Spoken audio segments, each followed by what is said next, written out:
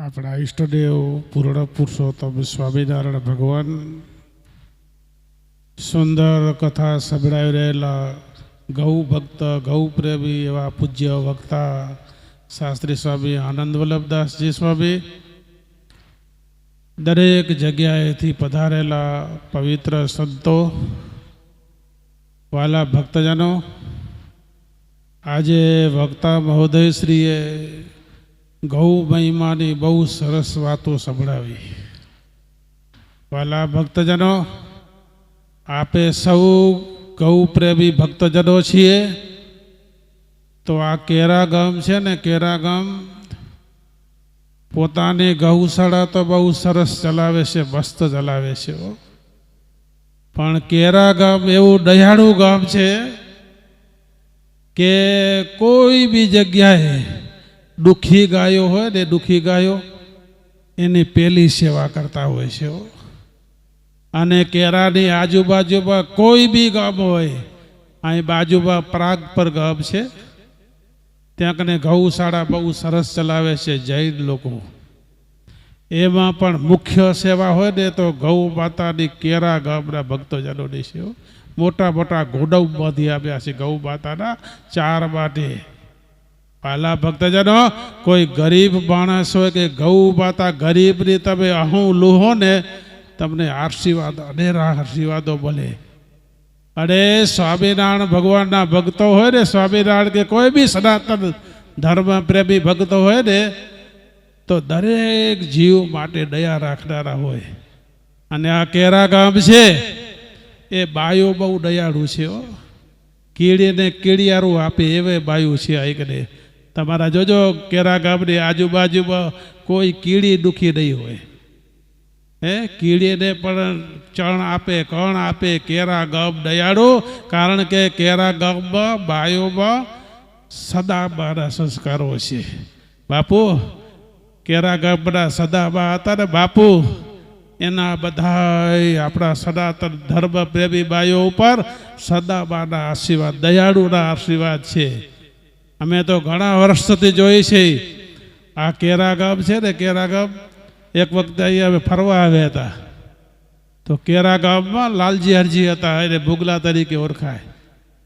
તો લાલજીભાઈ કે અમારા ગામમાં બધાય સુખી, બધાય માણસો સુખી છે, ગાય માતા દુખી છે, પણ પક્ષીઓને જણ આપવો એ પણ અમારું કેરા ગામ છે. એ કે તો કેરાના લાલજીભાઈ હતા ને, 4-5 ગોળી બાજરો ને ઘઉં ને જુવારની લઈ અને વાંકી ગામની આજુબાજુમાં મોર બહુ રહે, મયુર ટવકા બહુ કરે. તમારા કઠ્ઠી પ્રદેશમાં, કઠ્ઠી પ્રદેશમાં મયુરના ટવકારા બહુ સાંભળવાની મજા આવે. સાંભળજો તો ખરા કોકની. તે 4-5 ગુણી જુવાર લઈને એ પક્ષીઓ જ્યાં હતા ને, કેટલી જગ્યાએ પક્ષીઓને પાણી પીવાના માટે કુંડ આપ્યા લાલજીભાઈએ. એ કેરાના બધા ધર્મ પ્રેમીને દયાળુ છે. વાલા ભક્તજનો, આપણે જો બધા ભગવાનના ભક્તો છીએ અને ભાગવત જેવી કથાઓ ખૂબ ખૂબ સાંભળીએ, તો આપણામાં દયાળુતા આવી જોઈએ. સ્વામિનારાયણ ભગવાન છે ને, દુખીઓ દેખી દખબા દયા અણી. સ્વામિનારાયણ ભગવાન દયાળુ, એના ભક્તો દયાળુ કેમ ન હોય? બધા ભક્તો પણ દયાળુ હોય. કોઈ પણ દુઃખી માણસ હોય ને તો દયા આવી જાય. ભગવાનના ભક્ત, ભગવાનના ભુક્ત હોય. તો વાલા ભક્તજનો, આ કેરા ગામ આ ગૌ માતાને માટે 60 વર્ષ તમે ઉજવી રહ્યા છો. ગાય માતાની 60 વર્ષની સેવા કરો છો. વિશેષ ને વિશેષ કરતા રહેજો. વાલા ભક્તજનો, તમારા ગાય ગૌશાળામાં વધારે આવે ને પૈસો હોય તો દુઃખી ગાયોને પણ થોડું થોડું નિર્ણય આપજો. આજુબાજુના ગામમાં અમે હમણાં જ આવતા હતા ભુજથી, તે ખતરણી તળાવ આવીને, બેગજીભાઈ તમે ગૌ પ્રેમી ભગત છો. જેમ શંભુ મહારાજ કેમ ગૌ પ્રેમી ભગત થઈ ગયા, તેમ તમે ગૌ પ્રેમી ભગત છો. કારણ કે ઠાકોરના ભગત હોય ને, ગૌ ભગત હોય. તો તમારી આગળ પાગળ રસ્તામાં કોઈ દુઃખી ગાયો હોય ને, હમણાં શાસ્ત્રી સૂર્યપ્રકાશ સાહેબ કહેતા હતા કે ગાય એને ક્યાંક થોડું આપજો. ગરીબ ગાયો, દુઃખી ગાયો રસ્તામાં પાણી પીવા ન હોય ને, એને કાંઈ ઠામ અવાડા કરી દેજો તમારે ભગવાન આપ્યા હોય તો. અમે અમને કોરિયાની બાજુ ગયા હતા હરજીભાઈ ગોસિયા ભેગા. ગરીબ ગામોમાં નાની નાની ગામડા હોય ને બચાડે ગાયોને પાણી પીવા નથી, ઘાસચારો નથી, ઓખાઈ બાવરના છીગું ખાઈને રેર્યું ગૌ માતા. ત્યાં કને હરજીભાઈ ઘણી જગ્યા પાણીના અવાડા કરી આપેલા વાલા ભક્તજનો, એ ભગવાનનો ભગત કહેવાય. ગૌ માતા ત્રસ્યું પાણી ન હોય એને પાણી પાવાના અવાડા કરી આપે, પરબ કરી આપે, એ ભગવાનનો ભગત કહેવાય. તો વાલા ભક્તજનો, તમને ભગવાને બધા સુખ્યા કર્યા છે, વિશેષ સુખ્યા કરશે. પણ તમારા ગામની આજુબાજુ સ્વામી સંતોએ ઘણા કીધું કે ગાય માતાની તો સેવા કરો છો, પણ નંદીશ્વરની સેવા કરજો. ભોળાનાથજી બહુ રાજી થશે, એનું વાહન છે પોઠિયો નંદીશ્વર.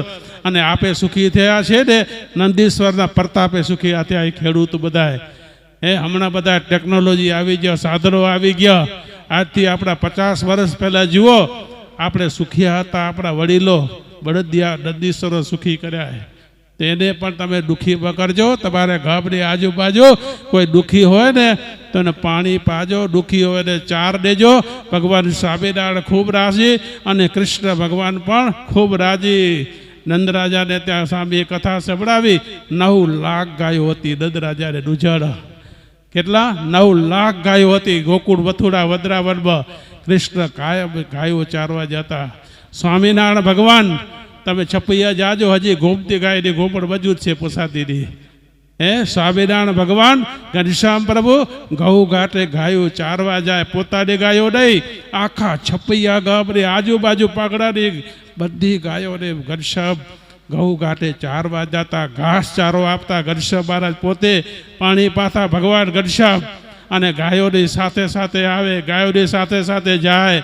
અને ઘનશ્યામ મહારાજ એવા દયાળુ, ગાય માતા જો જોડી ન પડે ને પગરખા, તો ઘનશ્યામ મહારાજ પગરખા ન પહેરતા. એવા દયાળુ આપણા ભગવાન છે. તો વાલા ભક્તજનો, આ કેરા ગામમાં સરસ મજાની તમે ગૌશાળા ચલાવો છો. 60 વર્ષ થયા અને હજી પણ તમે જે સભા આવે ને સભા, એમાં જોરી ફેરવજો રવજી બાપા. જોરીમાં જે આવે ને ગૌ માતા તમારું જમશે ને ગૌ માતા તમને આશીર્વાદ દેશે. આપણા સંપ્રદાયમાં પણ રિવાજ છે, જ્યાં જ્યાં ઉત્સવ સમય થાય ત્યાં ગૌ માતાને પહેલો ચારો હોય.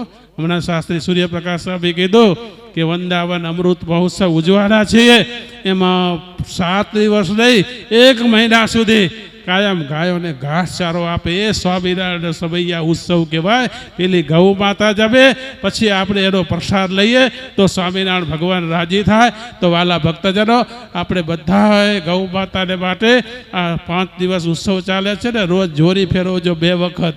એમાંથી જે આવે એ ગૌ માતાને ખૂબ રાજી કરજો. અને જે કોઈ ભક્તો આવે ને, ગૌ માતાને ખાલી હાથે એમાં આવજો કથામાં. ખાલી હાથે આવજો, પણ જાવ ને તે ગૌ માતાને કાંઈ ચાર આપીને જાજો. ગૌ માતા ખૂબ ખૂબ તમને આશીર્વાદ આપશે. અને આ સરસ મજાના મંડળના સંતો ઉત્સવ ઉજવી રહ્યા છે. આ મહંત સ્વામીનું મંડળ છે, હરિસ્વરૂપદાસ સ્વામી. અત્યારે દેવપ્રકાશ સ્વામીનો મંડળ નામથી ચાલે છે. અને બધા સંતો ખૂબ ઉત્સાહથી આ ગૌ પ્રેમી ગૌ માતાને ખૂબ સેવા આપી રહ્યા છે. ધન્યવાદ છે આ સંત મંડળ બધાએ. આ નારાયણપુર ગુરુકુળથી સંતો આવે, રોજ દર્શન આપે, કારણ કે ગૌ માતા માટે બધા સંતોને પ્રેમ છે. એટલે સંતો બધા દોડીને હાજરી આપે, આશીર્વાદ આપે, ગૌ માતાના આશીર્વાદ લે. અસ્તુ, ધન્યવાદ. જય સ્વામિનારાયણ.